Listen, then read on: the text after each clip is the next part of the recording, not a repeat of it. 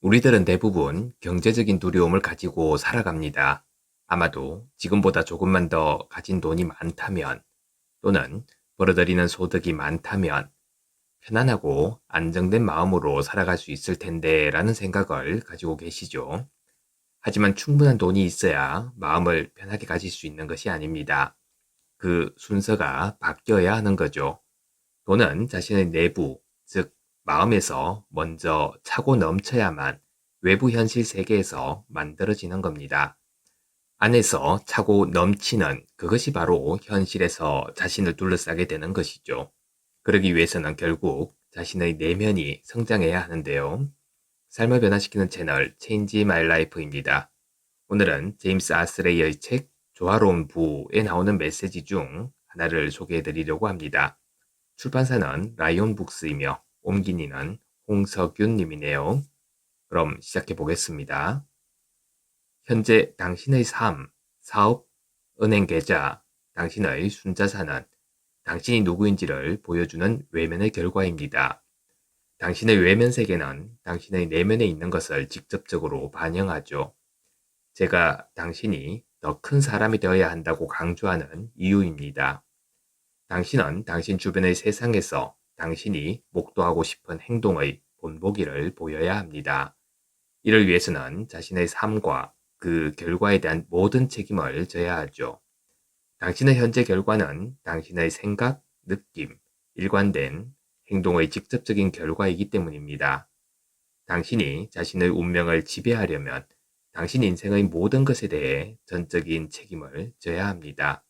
대통령, 경제, 부모님 또는 배우자의 책임이 아닌 겁니다. 다름 아닌 당신의 책임이죠.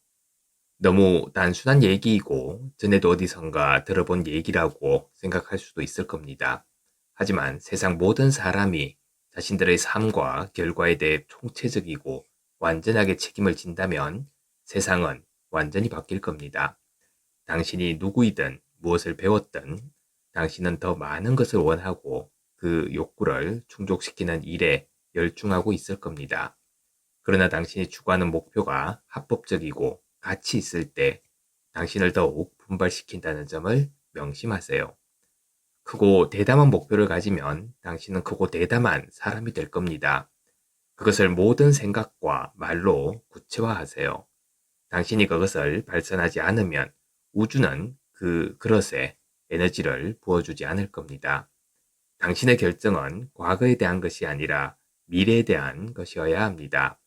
그것이 운명을 지배하는 방법이죠.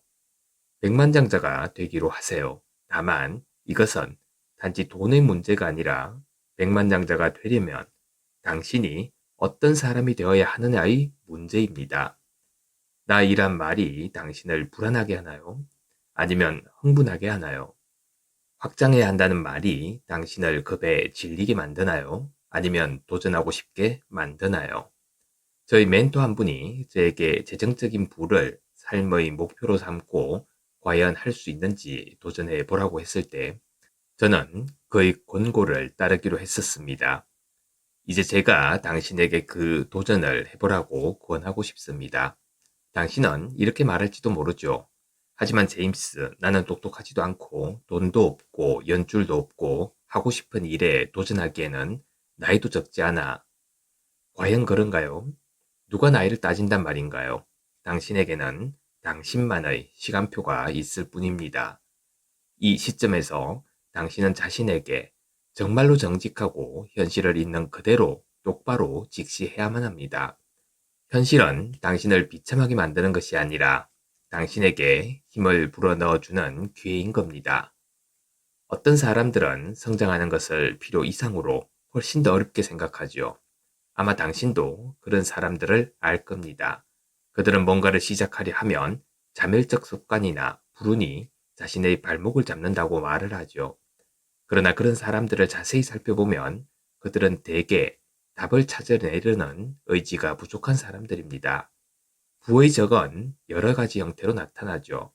대부분의 사람은 자신이 시간을 낭비하는 습관에 얼마나 젖어 있는지 잘 인정하려 하지 않습니다. 부디 당신은 그런 사람이 아니길 바랍니다. 세미나가 끝나면 몇몇 사람들이 제게 다가와 이렇게 말을 하죠. 제임스, 나도 당신과 같은 일을 하고 싶어요. 그럼 저는 이렇게 대답하죠. 좋은 생각이군요. 그러면 그들은 다시 묻습니다. 어떻게 하면 되는지 알려주실 수 있나요? 네, 읽고 말고요. 우리 회사 시스템을 구매해서 공부하세요. 또 우리가 주최하는 라이브 이벤트에 참석해서 제가 어떻게 하는지 잘 보고 따라해 보세요. 아니면 이 분야에서 당신이 존경하는 다른 사람을 따라 하셔도 좋습니다. 당신의 멘토가 될 수 있는 사람을 찾고 한 달에 4~5권의 책을 읽고 최소 3년에서 5년 동안 자신에게 투자하세요. 스피킹 클럽에 가입하고 당신이 직접 글을 쓸 수 있을 때까지는 다른 사람의 자료를 가르칠 수 있는 훈련을 하세요. 그러면 당신도 저처럼 될 수 있습니다. 제 대답을 듣는 그들의 얼굴에서 열정이 곧 사라집니다. 하지만 그들이 저처럼 되려면 정말로 그렇게 해야만 합니다. 그들은 즉각적인 만족을 얻고 쉬운 길을 가고 싶어 하기에 저희 그러한 대답을 좋아하지 않죠. 물론 그들 중 대부분은 성장하고 싶어 하지만 그들은 단숨에 모든 걸 완전히 이해하고 소통할 수 있는 능력을 가지길 원합니다. 당신도 그런가요? 당신은 그런 사람이 아니길 바랍니다. 제가 누군가를 비난하는 것이 아닙니다. 저 역시 예전에 그런 함정에 몇 번이나 빠졌었죠. 우주는 정확히 당신이 원하는 것을 원합니다.